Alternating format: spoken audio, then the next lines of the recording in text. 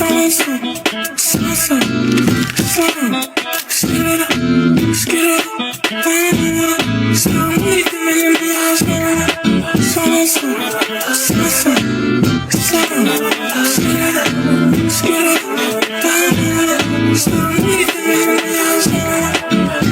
love and last, keep the whistle fast last summer.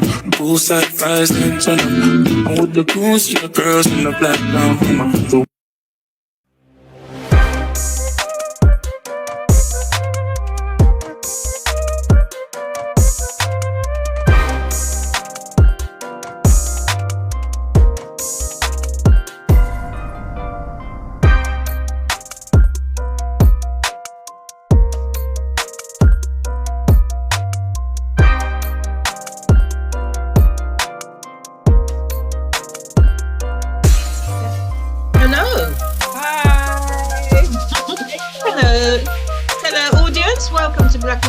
TV. We have with us today Efe Ezekiel. Hello, everyone. Efe is award-winning. So that means you've got up on the stage and collected many awards. Is that right? Yeah, quite a few. I've got a few. Well done. Bad, make mummy proud. So yeah. Oh, well done. Her business is You Shine, Ishine Limited. Oh, You Shine, I Shine. Oh, fantastic. Oh, that sounds so good. You shine, I shine. That's brilliant. She's an inspirational speaker, corporate cultural specialist, Gen Z career whisperer, model, actor, presenter, creative idea generator, event host, founder of You Shine, I Shine, mentoring and coaching company. Now, I'm even tired just thinking about all those many things you do. It's brilliant. Well done, Efe. Thank you. Yes, it's quite a bit, but I idle hands. So I never like to be idle. I always like to be busy with something. So yeah. Good for you. Good for you. I bet you were one of those children and teens who never said, "Oh, I'm bored." You always found something to do. Am I right? Absolutely, 100%. Always got something to do, That's fantastic. Yeah. And that's what I try and encourage young people to be like as well. There's always things that you can do. And if you're a creative person, you'll just fill up the time and time just vanishes. So well done. Thank you. I'm going to go over the long list of things that you do. I'm going to pick out some of those and ask you to give a bit more detail. Okay. So, for instance, you're a corporate culture specialist. Yes. Please explain what that is. So being a part of understanding any corporate culture, there are policies, there's values, and most importantly, people. So I work with HR teams, learning and development teams in order to help shape and support in the well-being, the profession transition, the career vision that people have for themselves, and also just being a well-rounded professional, making sure that the person is well looked after so they can do their job at a premium level, and then meeting the community of the work and the teams, making sure that they're able then to work together as a whole, so they can move forward and achieve the goals for themselves and for the business. So, okay, yeah. Wonderful. And you're also a Gen Z career whisperer. Please explain. So I was at the beginning of my career, I was labeled as a child whisperer, which I take wholly, and not many people can say that they can impact, affect, and understand children to a level where children are drawn to them, want to share with them and be part of their world. And then that transitioned into understanding about the Gen Z experience and how they're growing up in a world that is incredibly complicated in the world of work, in their sense of self-identity, and then also encompassing their well-being. So being able to understand that is such a tremendous feat, being able to help them and support them in the careers that are going to change enormously over the next coming years, as well as the world that they're going into. So being able to make sure that they transition happily, successfully, and as well-rounded human beings, henceforth the name is Gen Z Whisperer in their careers. Yes. Okay, and there's so many Gen Zs, Gen X's, and Gen Oh, whatever. Gen yeah. Z, they're born around which time? So most of them are born from the 2000s. So they're, just after the millennials and then carrying on. And then I think we've got the afterwards, we've got the 11-year-olds who are like the Gen Alphas. And then of course, understanding you've got, well, essentially you've got to understand all the gens and the boomers. You've got to understand the intergenerational power of it, which I do in leaps and bounds. My most important thing is understanding people. My work has meant that I'm an undercover psychologist and anthropologist. So understanding Wow. we all connect with one another. And then that transitions and transpose into the greater world of how we then become who we are, and then how we can make the world a better place. And not just the world in its entirety, but our own personal inner world. And that's the work that I do on all generational fronts. Oh, fantastic. Wow. I would imagine you're a very interesting speaker as well. So, as a public speaker, tell us, how long have you been doing this? Well, funnily enough, I started working with children and just people in general at the age of 17. I was trained as a actor and an entertainer from the age of 11. So for me, speaking in front of people and always being used to, even in church, I remember, sorry, I'll go back to my primary school days. I was That's always fine. uh, That's good.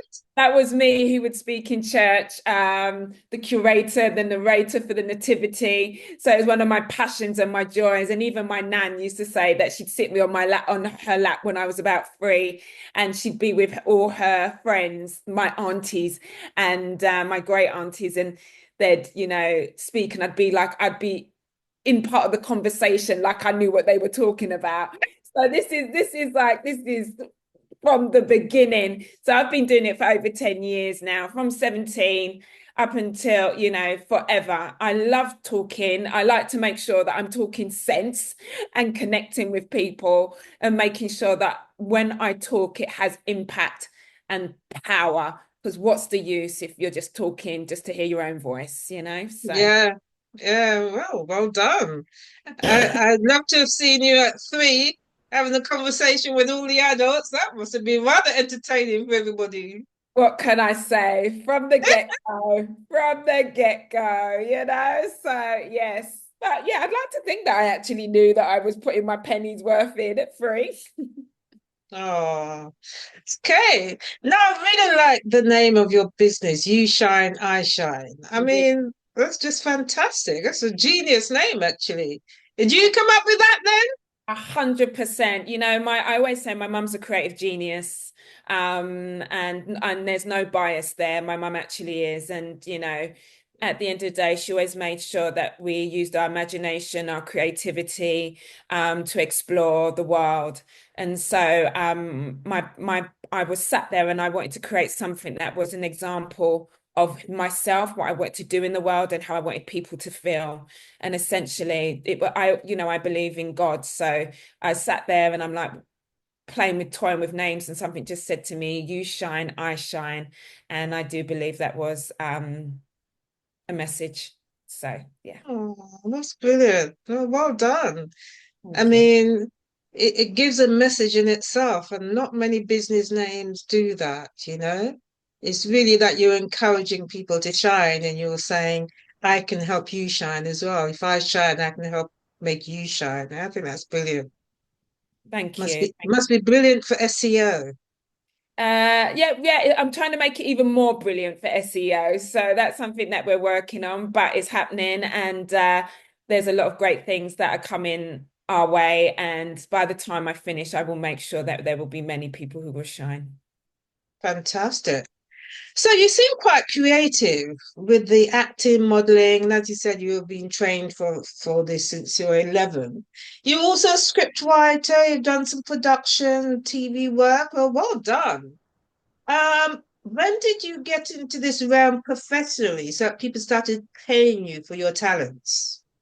It's, I was obsessed with production, movies, film as well. My obsessions and passions started very young. So I was obsessed with the movies, costume design, acting.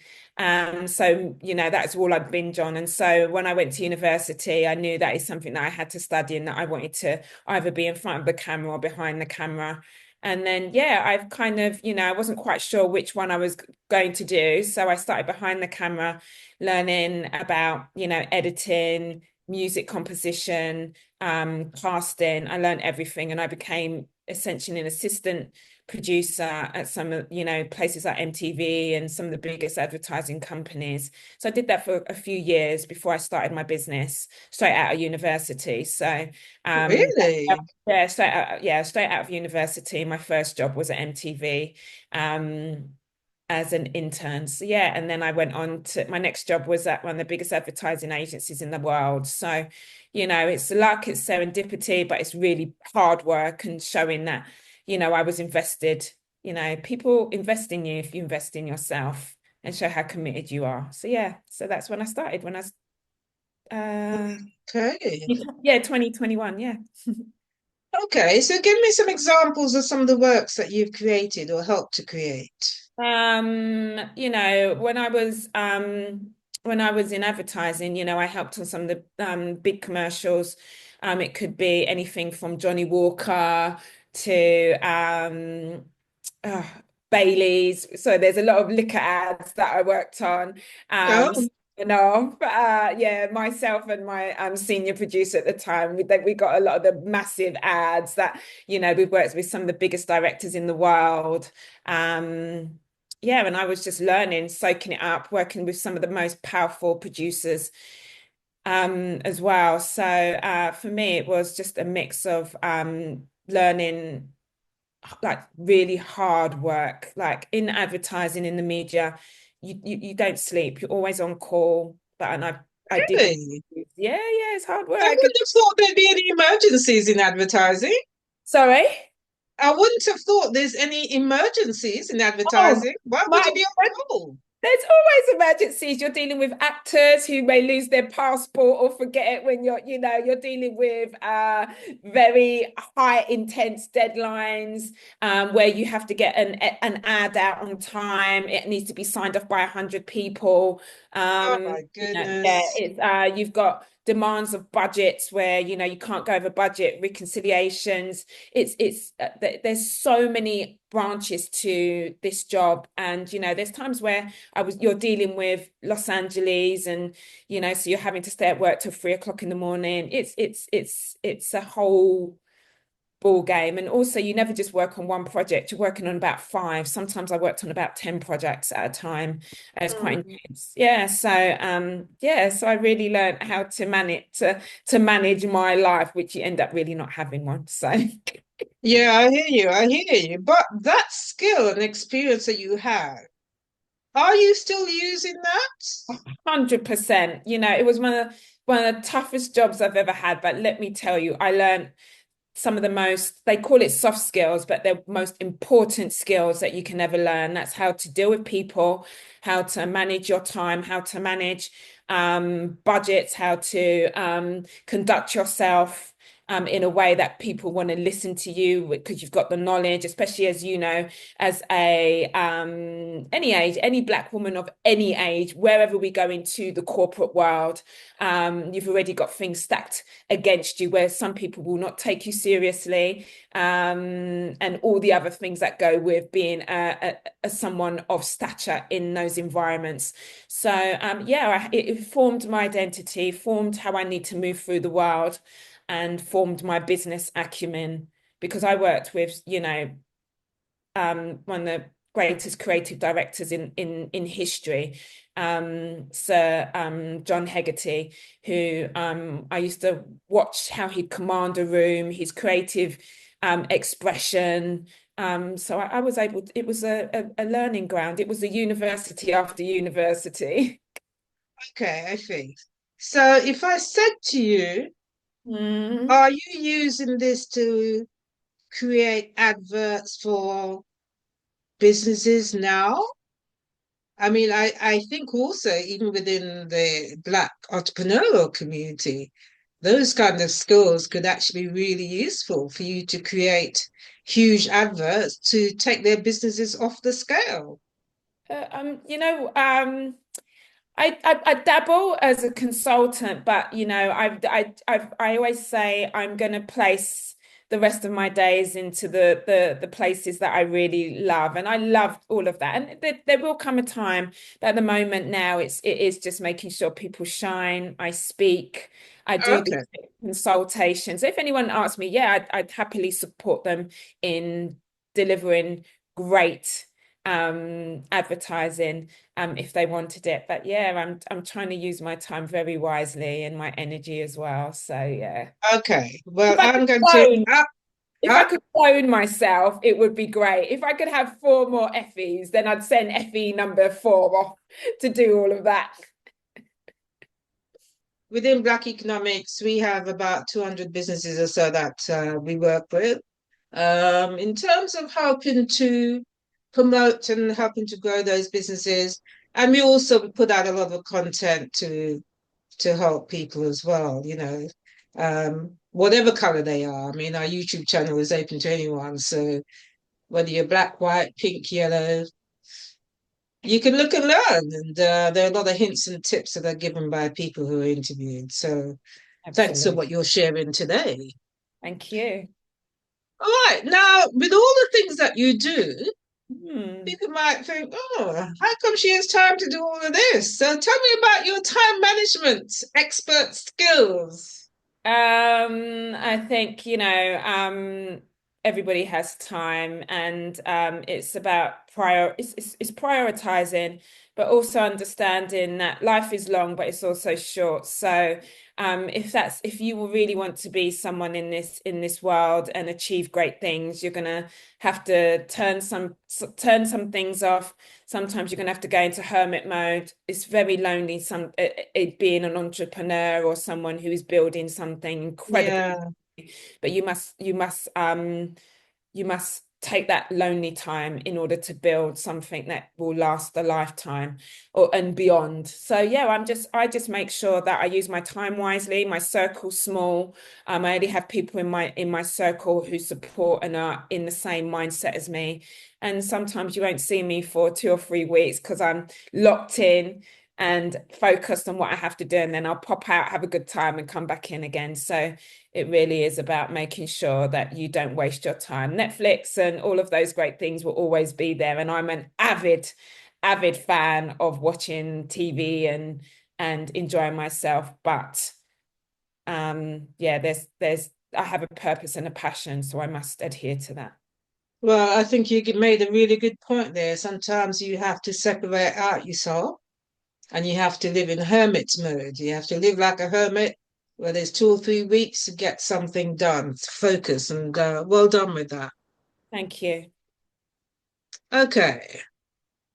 So you said you went to university. What did you study there? I studied media and technology just because I know that media is everything and the technology of media is what is changing the world. So I wanted to make sure that I was in the thick of it and understood what understood my passion and my mission. Yeah, so that's what I did, and it was hard work, um, but I learned a lot, so I was grateful.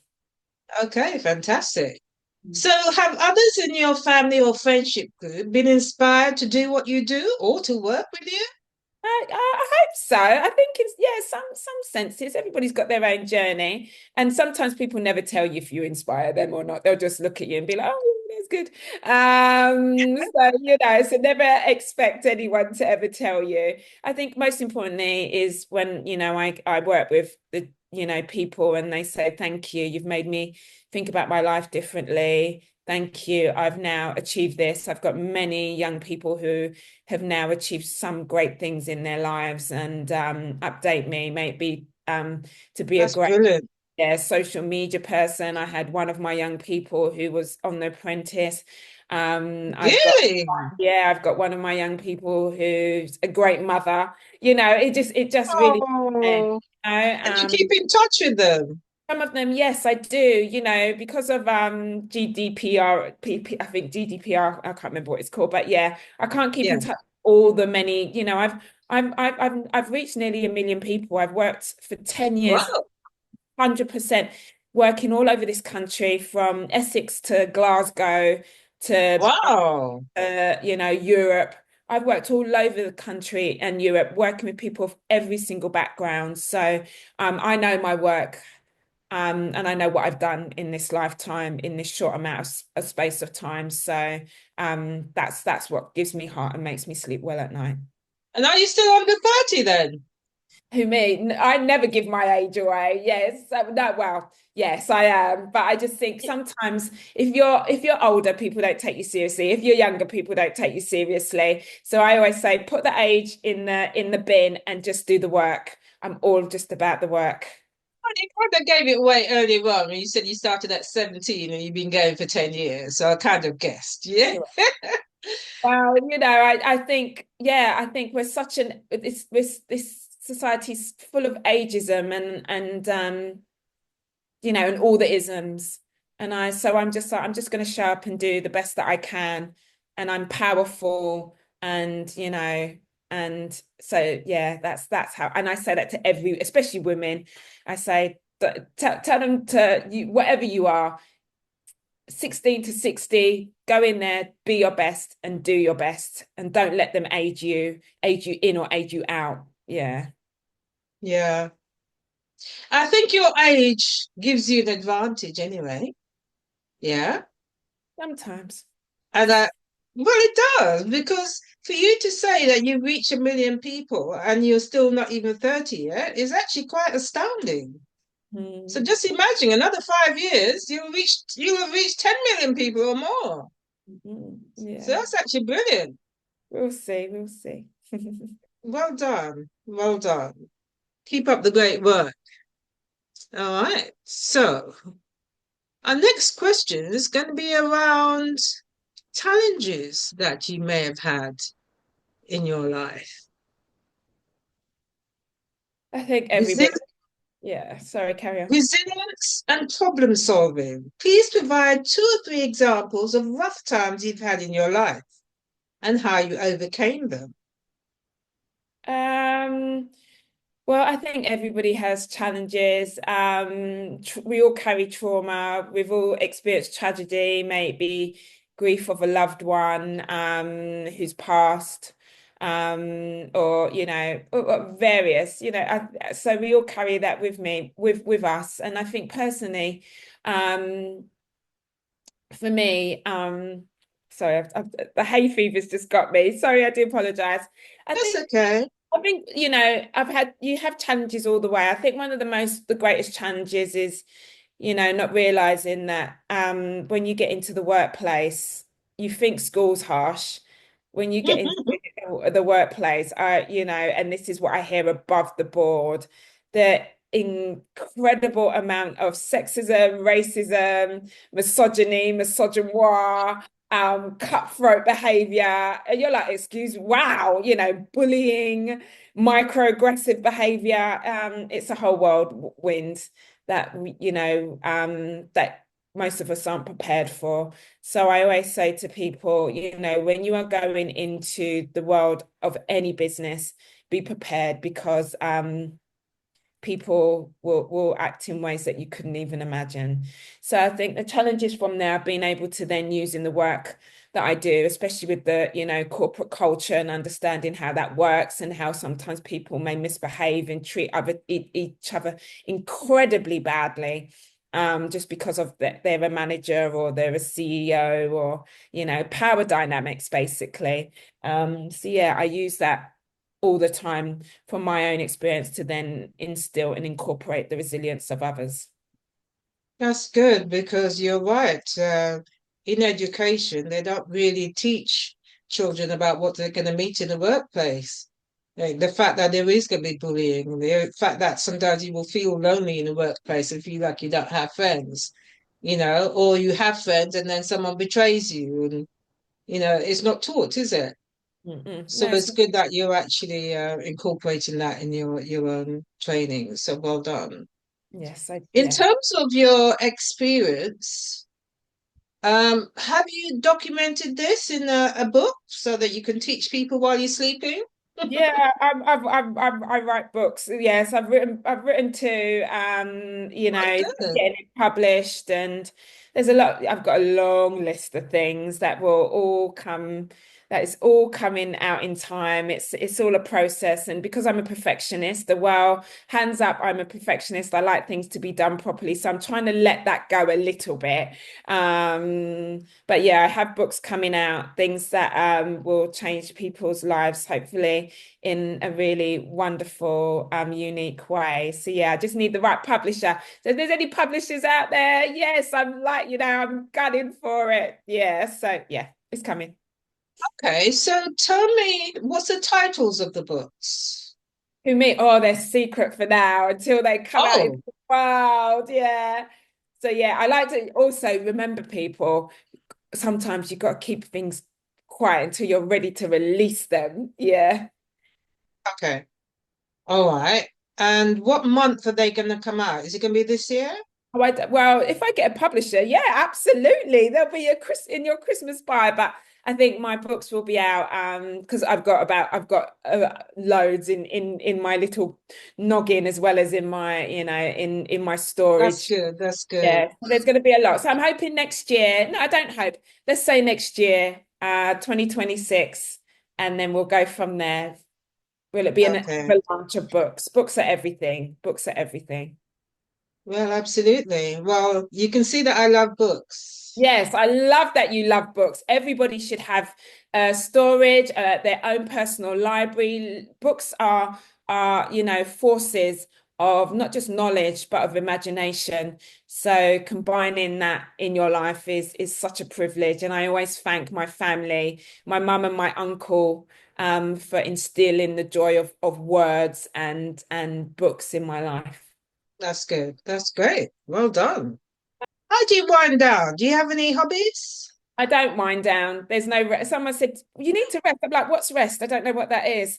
I know I do need to though. I've got to. It's something that needs to be learned. I have to unlearn being a workaholic because I am, and I self-proclaimed this one. So I don't rest really. I'm always on the go. Even when I'm having fun, I love to like have fun, and and with my people, but. Yeah, I need to learn to get my massages in more, to go to the spa, just lay on the sofa and have a day off. I don't. It's a problem. I need help.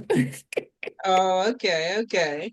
Well, you did say that you enjoy watching TV and Netflix and so on. So I do. occasionally you make time for that, huh? Occasionally, I love fashion, so that's my other passion. And Um, I think also when you are creative, when you're doing things, it probably doesn't even seem like a hobby. It might seem like maybe it's business, but it's actually very enjoyable. So that's almost like you're winding down, although you're still working. And it yeah, yeah. and it's wonderful to be able to do something that you enjoy and eventually benefit from it by getting paid for it. Absolutely. But yeah, I do need to learn just to sit still, be on a beach and drink a pineapple juice and just yeah. I'm manifesting that. So yeah, and then I'll be like, all right, I've learned how to rest. Woo! So yeah, it's all coming. But I think I'm just one of those people like, right, what's next? We've got stuff to do. Boom, boom, boom. And then people like, and that's how you get things done. So yeah. Okay. Do you have people that work with you? Do you have staff? Sometimes I think when the business that I run, because I'm always on the go, it's not really viable for me to have in-house staff. So I get Yeah. people who are freelance, making sure that if they're still studying or they're 16 to 21, that they get paid. It's something that I really advocate for.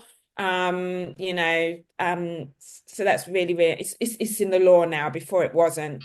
No, I will enlist people when and if I need them. Okay, great. Within Black Economics, we have about 200 businesses or so that we work with. In terms of helping to promote and helping to grow those businesses, and we also put out a lot of content to to help people as well, you know, whatever color they are. I mean, our YouTube channel is open to anyone. So whether you're black, white, pink, yellow, you can look and learn. And there are a lot of hints and tips that are given by people who are interviewed. So thanks for Absolutely. what you're sharing today. Thank you.